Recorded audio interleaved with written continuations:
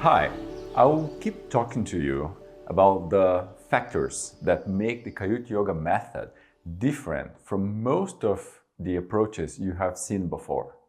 My method was designed to truly expose blockages and restrictions. Blockages being the deepest aspect of the lack of mobility or the unbalanced mobility in one joint or in many joints of our bodies.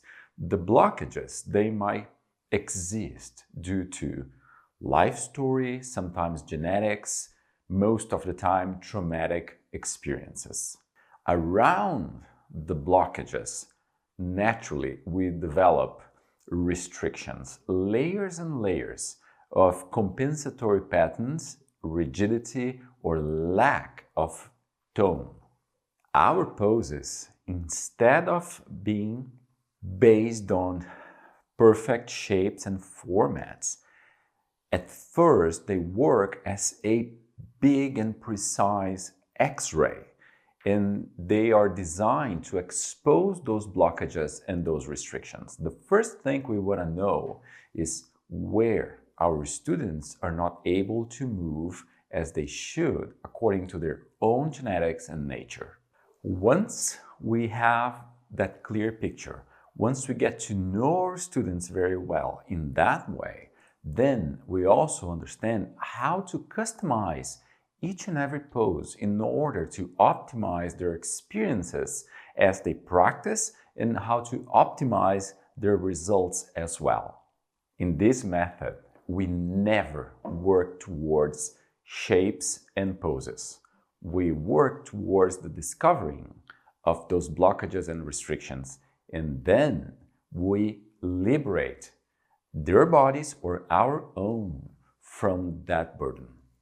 I believe this clarity and this precision are the most beautiful aspect of the method. Our concept is absolutely inclusive. Regardless of your history, we can offer you a great result. Great result meaning it's doable to improve your quality of life. Even though it seems impossible at first, a great teacher is capable of finding creative solutions, attractive solutions in order to improve their students' quality of life. And we want to improve the quality of life, preserving or re-establishing the functionality. When we base our work on inclusiveness, we can always offer results because we just need to understand that in each and every pose, there are always different levels of access. Also, one of our main points as we practice or as we teach our students how to practice, how to take their classes, is to create a clear understanding of the optimum level of performance. Never the maximum, always the optimum, the ideal level, the ideal balance between sensation, safety, presence. In my experience, the optimum is a place where we definitely unleash the forces of nature within us. Another key concept is sustainability. What would be to be turning 90 years old and having a body that enjoys the same mobility and the same fluidity we used to have at the age of 30? That is exactly the offer here. We do want to restore or to preserve mobility in a sustainable way that will last for a lifetime. In my experience, there is a possibility here. We can actually, as long as we have in mind the idea that we want to be highly sustainable for a lifetime, the possibility might be we can reinvent the definition of old age. And none of this is actually available without an active listening.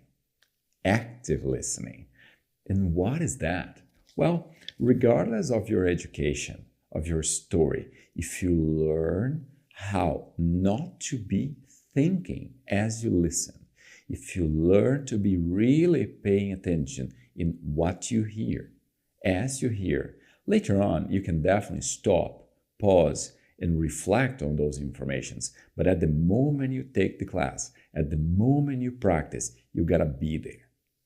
You gotta be there actively listening in order to help your whole system to be more present and more inclined to the learning process. Yes, practicing yoga is not about moving the body. It's about learning, and it's about changing our brains through learning and through listening.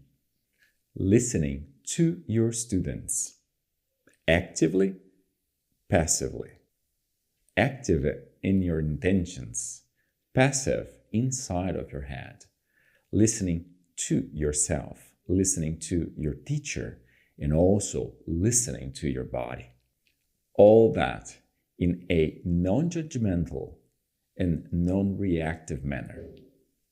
Another downside of mixing up yoga and the fitness field is the fact that many people feel that they don't belong in a yoga room. They say, well, I don't have a body for yoga. This is not for me. I don't fit in. And actually, I totally disagree with those statements, because if you do have a body, yoga is for you. If you're alive, breathing, yoga is for you. I try to be as clear as possible with my point. Yoga is for everyone, for every body and every body type. And I do believe that because yoga has proven that for me in many ways and in many different levels all the way throughout my career. In the Kaiut Yoga method, every pose works as a biomechanical lever. And once you understand that, you can definitely customize every pose to the necessity of your own students or of your own body. This is the main reason why I say it's for everybody. I've made a list of the different types of students I've worked with throughout my career. Children, fragile, sick, ill, therapeutic children as well. Teenagers, both cases, regular teenagers and therapeutic teenagers. Very frail elderly, obese, hyperflexible, super rigid, pregnant women, and high-risk pregnancy as well. People in wheelchairs, high-performance athletes, young men, young women, absolutely all kinds of people. And you can always find a way to work with everyone. Entering the Kaiut Yoga method, having this mindset, having in mind that it is for everyone and that you can deliver great results and improve the quality of life of all your students. That is great because that allows you to have a much broader perspective of this work. My work is based on very well tested and refined sequences. So you will learn how to work with these pre-designed sequences, not because you are forced to do only that, but mainly because that will guarantee that you will be able to deliver exactly the same results that my teachers have been delivering everywhere. And they're delivering exactly the results I've seen in my practical experience with students. So then you can focus your energy in the idea that these sequences will be absolutely personalized and customized per student in order to guarantee even better results. In this work, there is no wondering. Maybe I should do this, maybe I should do that. No, that is not how we work. We use this formula to deliver more, to deliver faster, to deliver better results. If you're not a teacher, that's great, because you will learn how to customize your practice to your body, to your history, to your necessities, and you will learn that you can have access at a certain level to absolutely every single pose we do. Unlike other methods, our energy is not directed to creating sequences, but instead to optimize the application of the sequences. And we can only do that because we do have a quite solid foundation. When you understand that, you understand that you are using tools that will improve the results you deliver for others or your own needs. Creativity here will be used, developed, and applied to the improvement of our delivering. The first segment of this program is coming to the end, and so far you've seen a few things. We've talked about the origin of the Kaiut Yoga method. We've seen how this work was created for the modern human being. We've seen what the benefits of a consistent practice are. We've seen many reasons why the Kaiut Yoga method is different from everything you've seen in the yoga field before. In the next segment, we will immerse ourselves in the history of yoga, and we will talk about scientific aspects as well as social aspects that are creating a tremendous change in the way we have to practice. I will talk about a few stereotypes in the world of yoga. I will also talk about neuroplasticity and some of the problems that we are facing nowadays with this excessive comfort around our bodies and our lives. See you there.